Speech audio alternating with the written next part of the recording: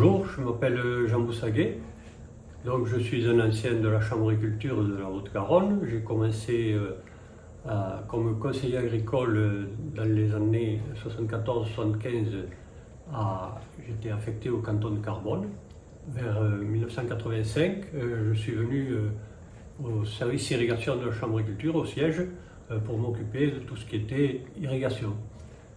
Donc c'est dans ce cadre-là que j'ai particulièrement connu tout le travail qui a été fait par l'ASARA, l'association syndicale autorisée de rénovation et d'aménagement agricole de la Haute-Garonne, qui avait pour objectif à l'époque de constituer des retenues collinaires un peu partout sur le département, mais principalement sur les zones de coteaux, par exemple le Lauragais, les coteaux du Gers, mais aussi un peu dans le Val-Ouest, rarement dans le Comminges, pour permettre aux agriculteurs, sur des petites unités, de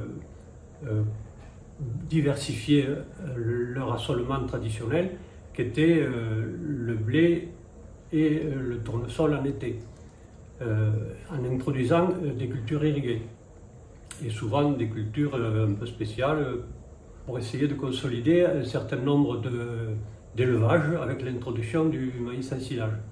Toujours pareil sur des exploitations de petite dimension.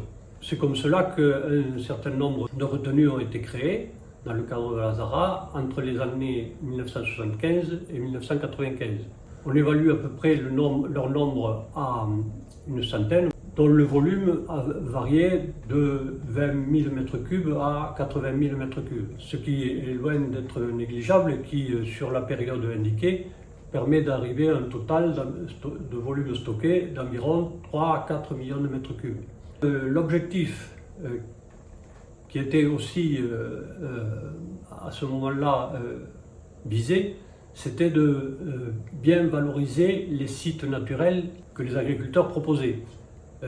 Si sur ce site il était possible de faire un stockage plus important que les besoins d'un seul agriculteur, on essayait de contacter son voisinage et les agriculteurs voisins pour essayer de constituer un petit collectif et ainsi de valoriser au mieux le site. Si au début des années 70, les conditions climatiques étaient moins importantes qu'elles le sont actuellement, un objectif pour les responsables professionnels d'essayer d'apporter aux agriculteurs un moyen de sécuriser la période estivale pour en tirer un meilleur profit.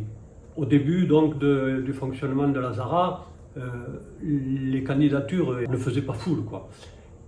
Par contre, quelques années de sécheresse bien marquantes sont survenues, telles qu'en 1976, en 1989, 1990, et ensuite de cela, effectivement, la demande a été très forte et quelquefois il a fallu un peu mettre un frein à la demande qui aurait eu tendance à exploser.